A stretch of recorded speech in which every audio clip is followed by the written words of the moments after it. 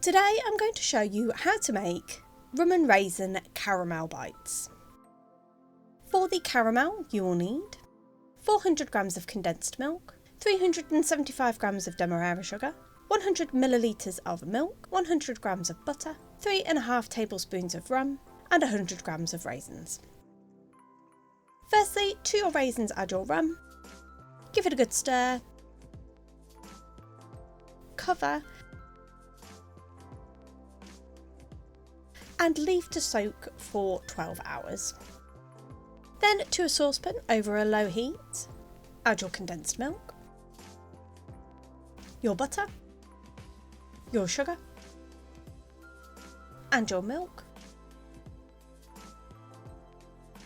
and stir until the butter is melted, all the ingredients are combined. You want to keep stirring over a low heat until the caramel thickens up and you can see the sides of the caramel are starting to come away from the sides of the saucepan as you stir. Do keep continuously stirring because if you stop stirring, your caramel will probably catch on the bottom and you'll end up with burnt bits throughout. If it does catch ever so slightly and you end up with tiny little burnt bits, don't worry, it's not going to look horrendous because you're going to have raisins in there, so you can kind of get away with ever so slightly burnt. But if it's too much burnt, then it's no good. And then once your caramel is ready, turn the heat off to the saucepan and then add your raisins soaked in rum, including any rum left in the bottom of the bowl. And you want to stir it for 2 to 3 minutes just to combine it all and just try and mix that rum, any remaining rum in really well into the caramel. Then having pre-lined a tin which is 7 inches by 7 inches or 18 centimetres by 18 centimetres with baking paper, you want to pour your caramel into the bottom, levelling out as much as you can do. And then you want to allow this to cool down and pop into the freezer for at least 4 hours. The longer you can leave it the better, until it is frozen. Initially I put it in the fridge, however it wasn't getting cold enough to be able to peel the paper away, so I found freezing it much better. Then for the coating you will need 400 to 500 grams of chocolate, dark or milk, and as an optional 50 grams of white chocolate. So firstly you want to cut up your caramel into bite-sized cubes. I have just lined a tray with cling film just so then I can pop my caramel bites onto the cling film.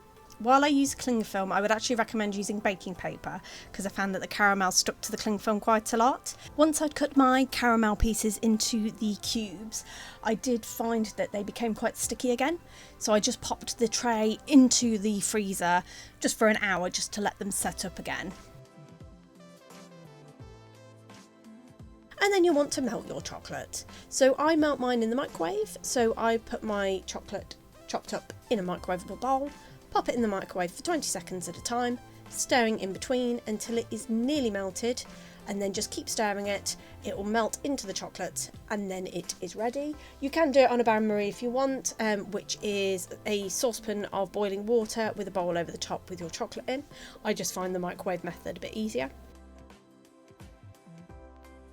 And then you simply want to dip each of your caramel squares into your chocolate, fully coating them, and then pop them onto your pre-prepared tray. In between probably about 5 or 6 chocolates, I did have to put the caramels back into the freezer to reset them.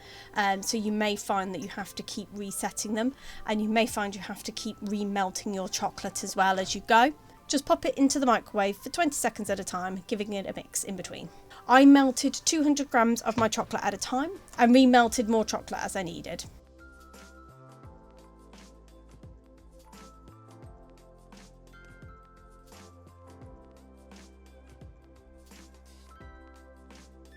And then as an optional, melt your white chocolate using the same method.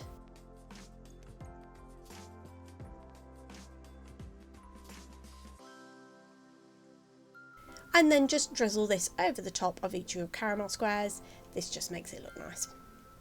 Given that your caramel squares are frozen, the chocolate should set quite quickly. However, if you want to pop it in the fridge just to help it set, then pop it in the fridge until the chocolate has set.